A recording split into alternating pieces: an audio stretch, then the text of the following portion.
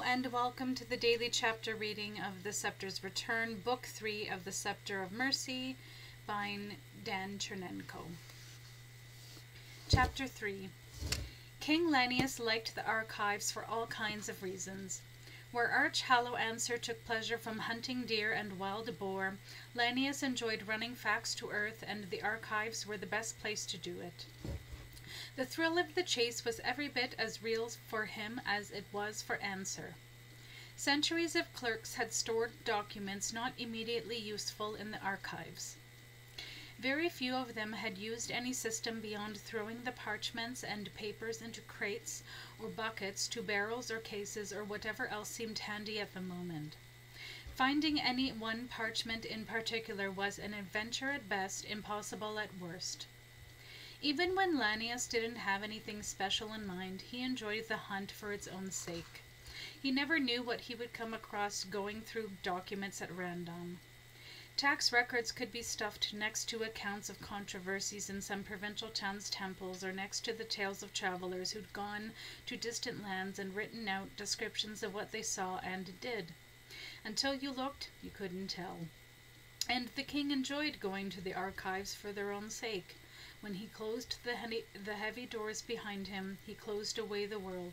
Servants hardly ever came and bothered him while he was there.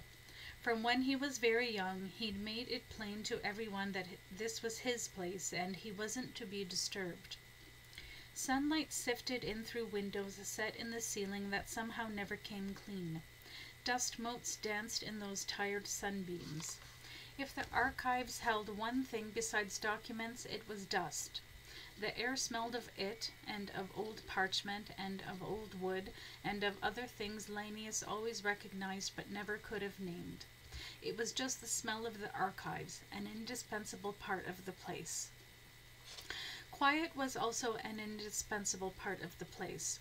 Those heavy doors muffled the usual noises that filled the palace, rattling and banging and shouting from the kitchens, servants' shrill squabbles in the hallways, carpenters or masons hammering and chiseling as they repaired this or rebuilt that. Peace was where you found it, and Lanius found it there. Along with peace went privacy, which a king always had trouble getting and keeping. Every once in a while, Lanius would bring a maid-servant into the archives. The women often giggled at his choice of a trysting place, but no one was likely to interrupt him there. No one ever had, not when he was there with company.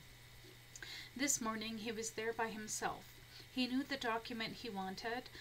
A traveler's tale was in there somewhere. He had read it once, years before. How many thousands of tales and receipts and records of all sorts had he looked at since? He was a most precise man, but he had no idea. He also had no sure idea where in that mad maze of documents and crates and tables and cases lay the parchment he wanted. Had it been by the firewall, or had he found it in that dark corner? Even if he put it back where he got it? He had tried to convince his children to do that with indifferent success. Had he any better luck with himself? He shrugged and started to laugh. If he couldn't remember where he'd found that parchment written in old-fashioned Avernan, he couldn't very well blame himself for putting it back in the wrong place, could he? When he sniffed again, he frowned. Somewhere mixed in with the odors of dust and old parchment was the small sour stink of mouse droppings. Mouse and damp were the worst enemies documents had. Who could guess how much history, how much knowledge had vanished beneath the ever-gnawing front teeth of mice? Maybe they'd gotten to the traveler's tale he needed. He shivered, though the archives were warm enough. If that tale was gone forever, he would have to trust his memory. It was very good, but he didn't think it was good enough. Here? No. These were tax registers from his father's reign. He didn't remember his father well. King Mergus had died when he was a little boy. What he remembered was how things changed after Mergus died. He'd gone from being everyone's darling to a lousy bastard the instant Mergus' younger brother Skolopax put on the crown. Lanius still bristled at the word. It wasn't his fault his mother had been his father's seventh wife, no matter what the priests had to say about it. Avernans were allowed only 6, no matter what.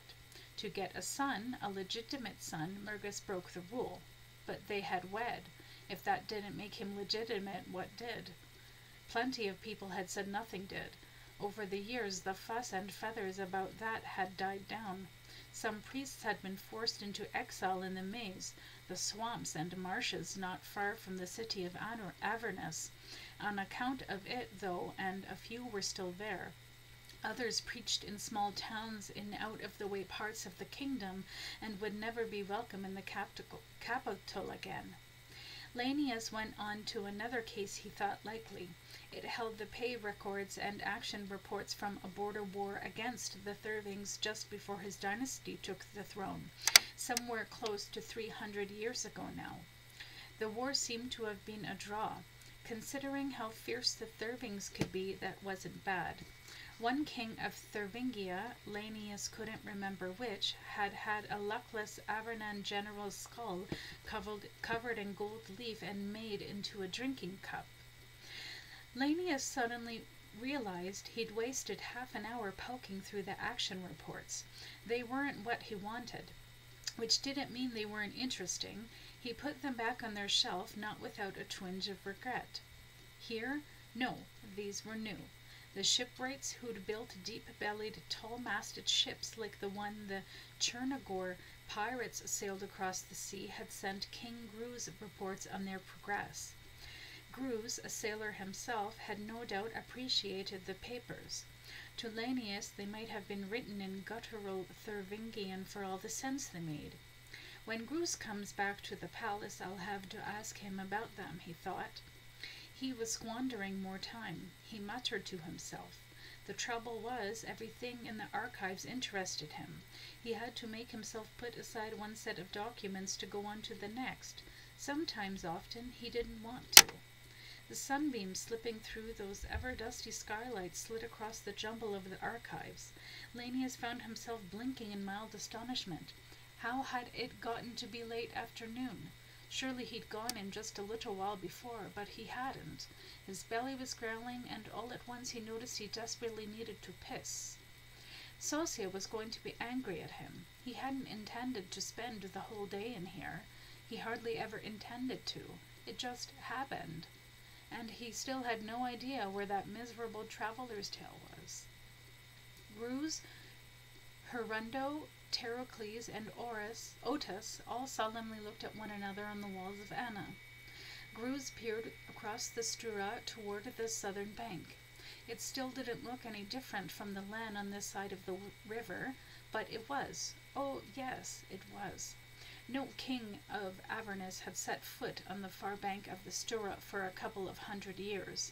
The last king who'd tried invading the lands the Mentishi claimed as their own hadn't come back again.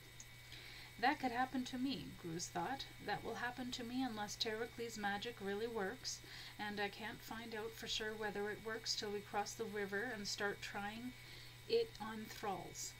Well, gentlemen, this is going to be an interesting campaigning season. By the way Hirundo said it, he might have been talking about training exercises on the meadows outside the city of Avernus. We can do it. That wasn't Gruz, it was Otus. The escaped thrall sounded confident. The trouble was, he would also sound confident if the banished one still lurked somewhere deep inside his mind. He would want to lead the Avernans on so the Mentishi and his dark master could have their way with them. He continued, "This land should be free. It deserves to be free." "We'll do our best," Gruz said. Suddenly, harshly, he waved to the trumpeters who waited nearby. They raised long brass horns to their lips and blared out a command. River galleys raced across the Stura. Marines leapt out of them and rushed forward, bows at the ready.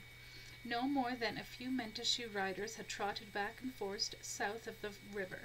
The nomads were, or seemed to be, too caught up in their civil war to care much what the Avernans were up to. Gruz hoped they would go right on feeling that way. He hoped so, but he didn't count on it. Barges followed the river galleys. Riders led horses onto the river bank, then swung aboard them. They joined the perimeter the Marines had formed. Most of the cavalrymen were archers too. Anyone who tried to fight the Mentashe without plenty of archers would end up in trouble. The Royal Guards came next. They were lancers, armored head to foot. The Mentashe couldn't hope to stand against them. But then the Mentashe seldom stood and fought. They were riders almost by instinct. Gruz hoped he could pin them down and make them try to hold the ground. If he could, the Royal Guards would make them pay. If not, he refused to think about if not. Instead of thinking about it, he nodded to the general, the wizard, and the man who'd lived most of his life on the far side of the Stura. "Our turn now," he said. They descended from the wall. Gruz's boots scuffed on the grey-brown stone of the stairs. Out through the river gate he and his comrades went, out onto the piers and aboard the pike, the river galley that would take them over the Stura.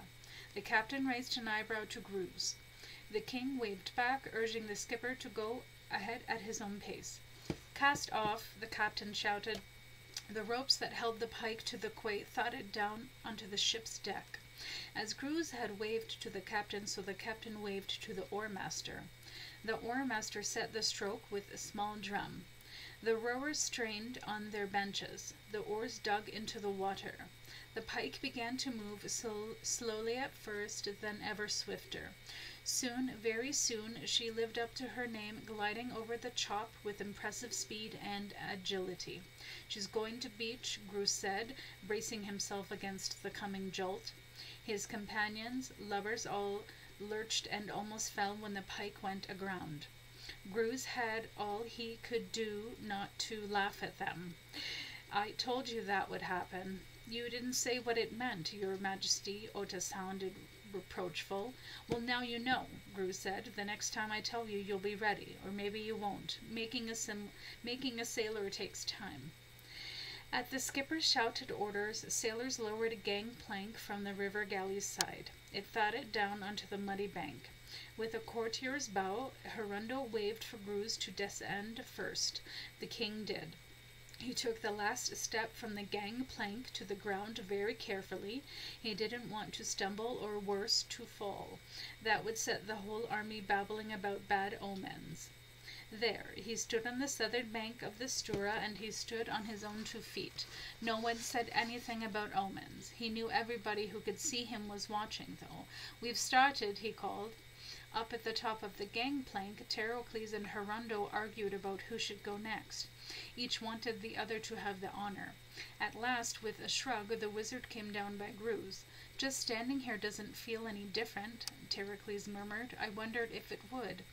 It felt no different to Gruz either, but the wizard could sense things the king couldn't. Hirundo descended, and then Otis. The ex-thrall still had no special rank, but everyone who did was convinced of his importance. By the look on his face, he too was trying to tell any difference from what he'd known before. He found only one. "Now I'm here as a whole man," he said. "I hope all the thralls get to see this country the way I do." Attendants led up horses for Gruz and Hirundo, mules for Terocles and Otis. Sailors sprang out of the pike and shoved the river galley back into its proper element. Gruz mounted his gelding. He looked back across the Stura toward Anna. The Avernan town seemed very far away. The barges on the river, some full of men, others with horses, still others carrying wagons loaded with supplies, were less reassuring than he thought they would be. He looked south again. He'd advanced less than half a mile from Anna's walls. Suddenly, as though he'd gone in the other direction, everything in the Mentashe country seemed much further away than it had. Several sessions of sifting through their archives hadn't yielded the traveler's tale Lanius wanted. He refused to let himself get angry or worried. If the mice hadn't gotten to it, it had to be in there somewhere. Sooner or later it would turn up. It wasn't everything he needed right at this minute. He had other things on his mind, too. When Gruz left the capital, Lanius turned into the real king of Avernus. All the little things Gruz worried about while he was here fell into Lanius' lap now. As he had more than once before, Lanius wished Gruz was here to take care of those little things. Gruz was not only better at dealing with them, but also more conscientious about it. Lanius wanted them to go away so he could get on with things he really cared about. The treasury minister was a lean, hook-nosed, nearsighted man named Euplactes. Unlike Pertrosus, his predecessor, he didn't try to cut the funds that supported Lanius. Petrosus was in the maze these days, but not for that. He'd married his daughter to Prince Ortalis. Ambition was a worse crime than keeping a king on short commons. He surely had Gru's support in that. Peering at Lanius and blinking as though to bring him into better focus, Euplactes said, "I really do believe, your majesty, that increasing the hearth tax is necessary. War is an expensive business, and we cannot pull silver from the sky." "If we increase the tax, how much money will we raise?" Lanius asked. "How many townsmen and peasants will try to evade the increase and cost us silver instead? How many nobles will try to take advantage of unrest and rebel? What will that cost?" Euplactes did some more blinking, maybe from his bad eyesight, maybe from surprise. "I can give you the first of those with no trouble. Knowing the number of hearths in the kingdom and the size of the increase, the calculation is elementary. The other questions do not have such well-defined answers." "Suppose you go figure out your best guesses to what those answers would be," Lanius said. "When you have them, bring them back to me, and I'll decide whether the extra money is worth the trouble it costs."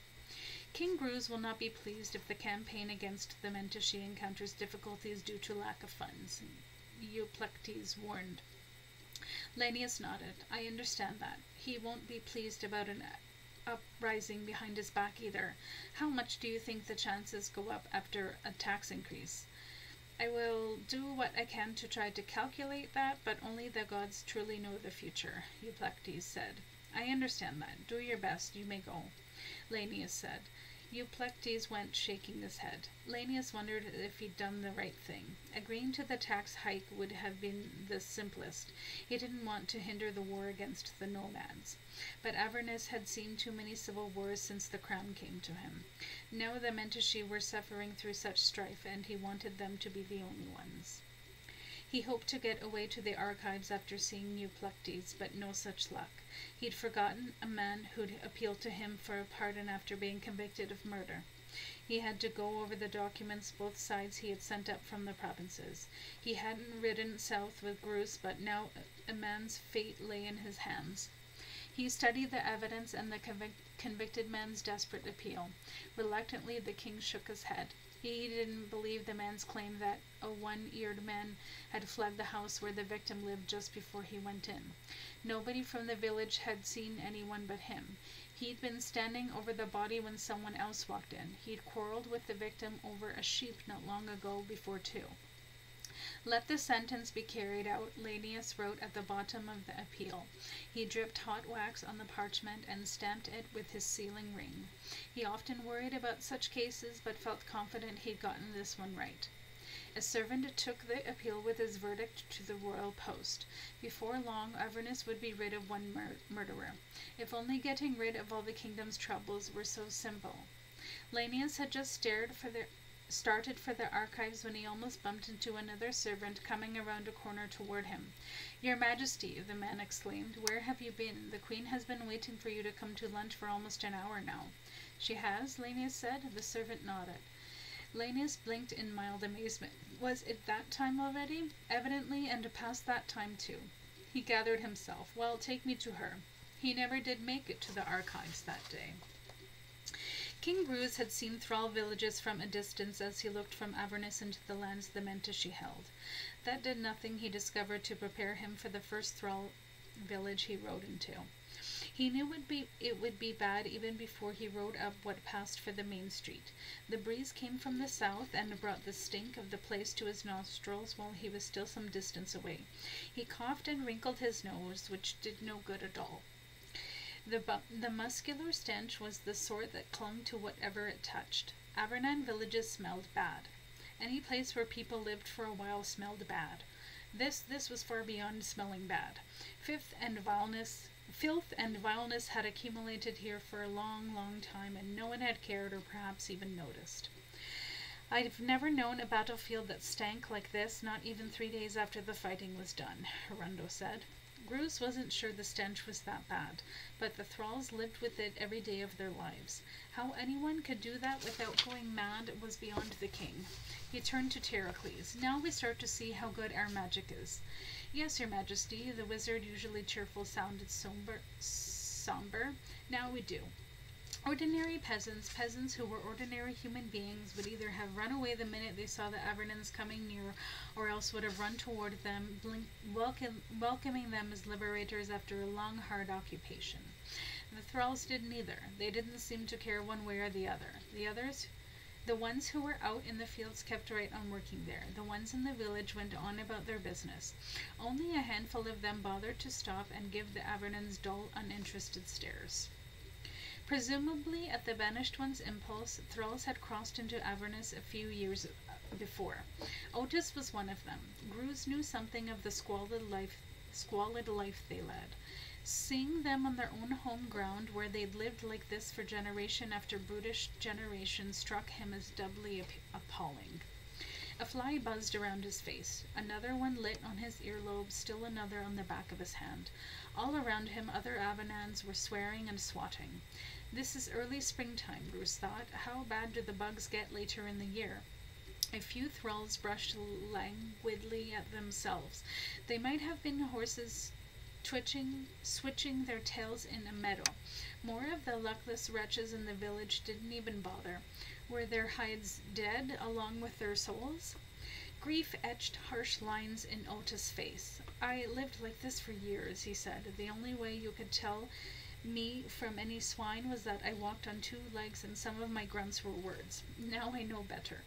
He held out his hands in appeal to Gruz. We have to free these people, your majesty. They could be just like me. Avernus could use more people like you, Gruz said, as long as the banished one isn't looking out through your eyes, he added, but only to himself. He wished the doubt wasn't there, but it was, and it wouldn't go away. He did his best to keep it out of his voice. We'll see what we can do to free some of the ones here. Terracles, yes, your majesty, the wizard said. You'll do one, and I'll want one of the other wizards to do one as well, Gruz said. We have to make sure you aren't the only sorcerer with the knack. If you have to free thralls one at a time, you'll take a while to do it, eh? So I would, your majesty. Terracles sounded as though he wasn't sure whether Gruz was joking. Gruz wasn't sure either. Terracles asked, Shall I start right now? Tomorrow morning will do, the king answered. We'll want to make sure we have a strong cordon around this place. We can't have the Mendashi trying to take it back while you're in the middle of a spell. They'd have to be crazy to want it back, Hirundo said. If I were a nomad, I'd say take it and welcome.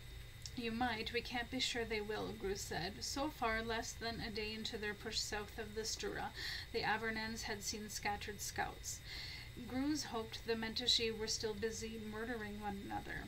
He wanted to make his foothold south of the river as firm as he could before the nomads tried to throw him back.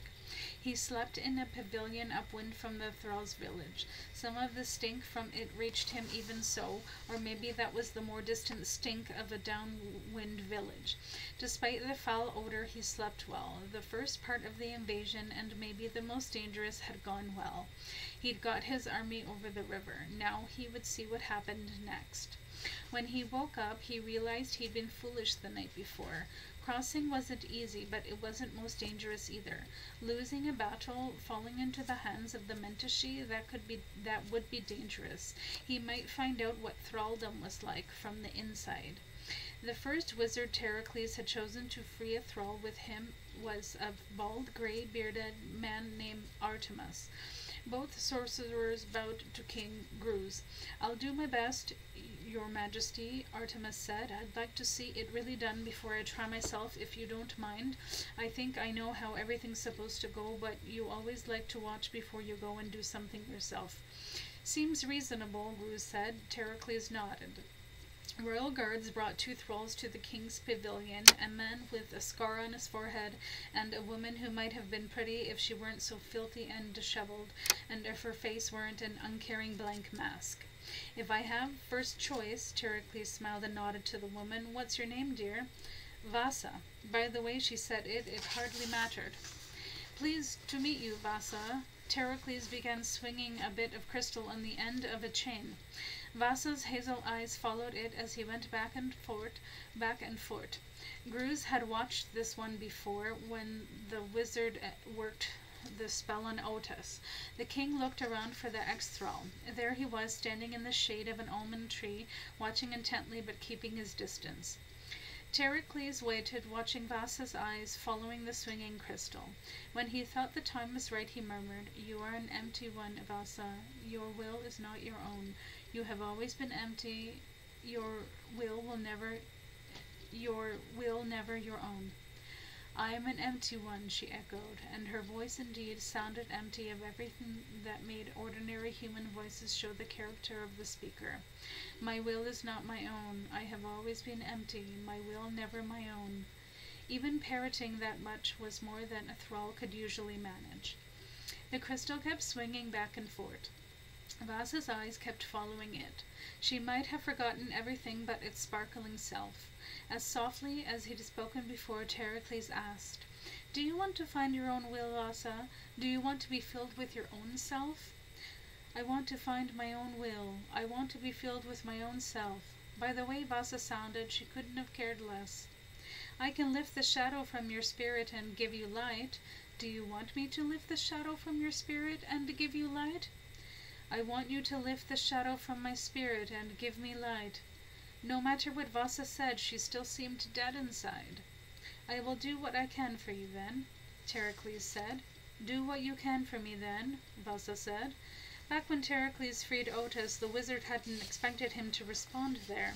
Now Otis leaned forward intently, eyes staring, fists clenched.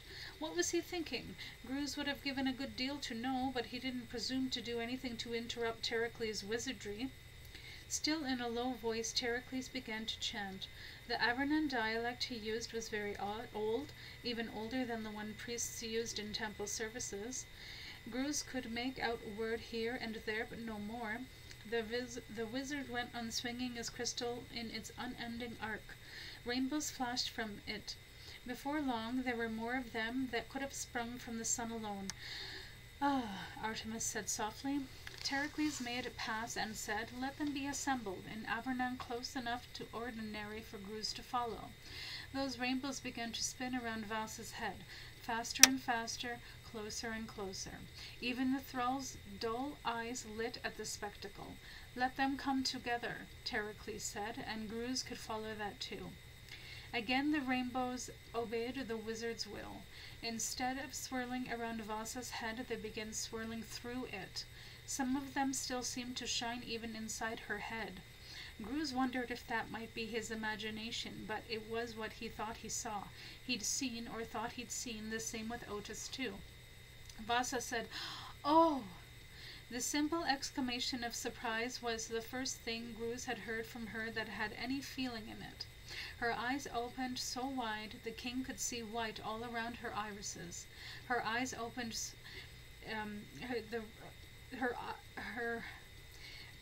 the rainbows faded, but Gruz fancied he could still see some of their light shining out from her face. She bowed low to Terracles. "Oh," she said again, and think.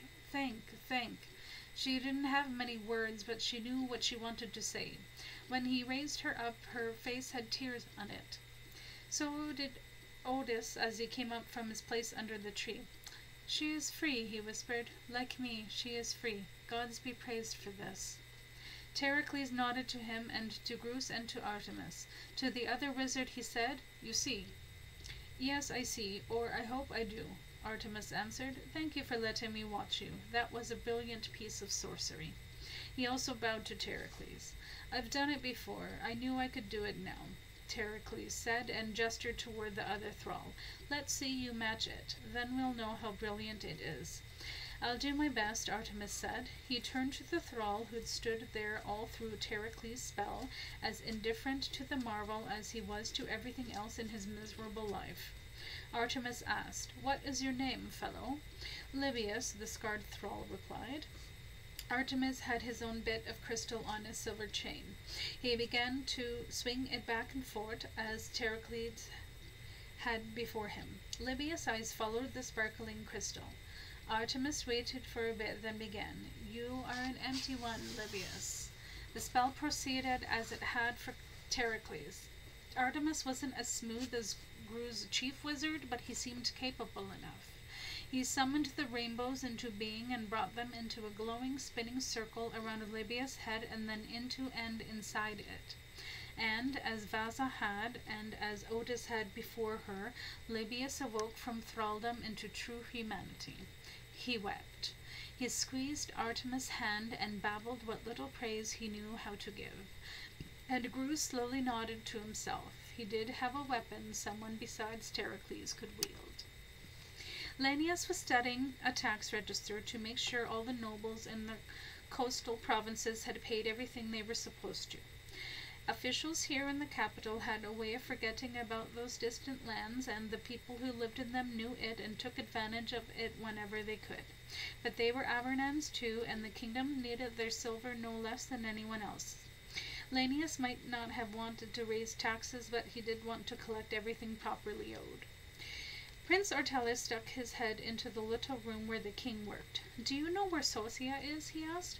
"Not right this minute. I've been here for a couple of hours," Lanius answered.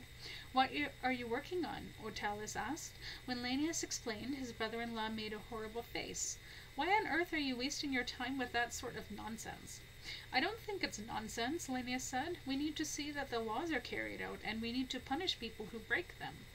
"That's work for a secretary, or at most for a minister," Ortelis said. "A king tells people what to do. If I don't already know what they're doing, how can what I tell them make any sense?" Lanius asked reasonably. "And secretaries do most of this. But if I don't do some, how can I know whether they're doing what they're supposed to do? If a king lets officials do whatever they want, pretty soon they're the ones telling people what to do, and he isn't." "You're welcome to it." Ortelis went off down the hall, shaking his head. Grus had tried to get his legitimate son to show some interest in governing Avernus. Lanius knew that. He also knew Grus hadn't had much luck. Ortelis didn't and wouldn't care, in a way that made Lanius happy. Ortelius would have been a more dangerous rival if he'd worried about or even taken any notice of the way government actually worked. Ortelis would also have been a more dangerous rival without the streak of cruelty that ran through so much of what he did. Hunting helped keep it down, which was one reason Lanius would go hunting with him despite caring nothing for the chase. Worse things happened when Ortelis didn't hunt than when he did. Or was that true? His wife, Princess Limosa, had stripes on her back, and Ortelis had put them there although he hunted. Lanius shook his head. Limosa was a perfect match for Ortelis in a way Lanius hadn't thought possible. She liked getting stripes as much as he liked giving them. The mere idea made Lanius queasy. Had Petrusus known that about his daughter when he dangled her in front of Ortelis? Lanius had no idea, and he wasn't about to write to the maids to find out. Which was worse, that Teresus had known about her and used her peculiarity to attract Ortelis, or that he hadn't but was willing to have Ortelis hurt her as long as it gained him advantage in the court. Disgusting either way, Lanius muttered. He knew what Petrusus' peculiarity was, power. But Petrusus hadn't had the chance to indulge his peculiarity. Grus had made sure of that. As soon as Grus found out who Ortelis' new wife was, into the maze that treasury minister went. On the whole, Lanius approved of that. Grus had power and liked wielding it, but he'd never been as heartless in his pursuit of it as Teresus was. A good thing, too, Lanius thought. I'd be dead if he were. If only Grus had been as stern with Ortelis as he had with Petrusus. But for a long time he'd had blind spot about his legitimate son. By the time he couldn't ignore what Ortelis was, it was much too late to change him. Lanius wondered whether Ortelis could have changed if Grus had tried harder earlier. The question was easier to ask than to answer. Lanius went back to the tax register. As far as he could tell, nobody by the coast was trying to cheat the kingdom. That was how things were supposed to work. Ortelis probably would have asked him why he'd gone to all this trouble just to find out everything was normal. If I hadn't checked, if I hadn't have known, Lanius imagined himself explaining that to Ortelis. He also imagined Ortelis laughing into his face. Too bad, Lanius said out loud. A servant walking down the corridor gave him a curious look. He'd gotten plenty of those. He looked out at the servant. The man kept walking. Hurting things is Ortelis' peculiarity. Knowing things is mine. A white butterfly flitted about in a flower bed outside the window. As soon as Lanius saw it, he recognized it as a cabbage butterfly. Knowing that would never do him any good, but he did know it, and he was glad he did. As for some of the other things he knew, well, you never could tell.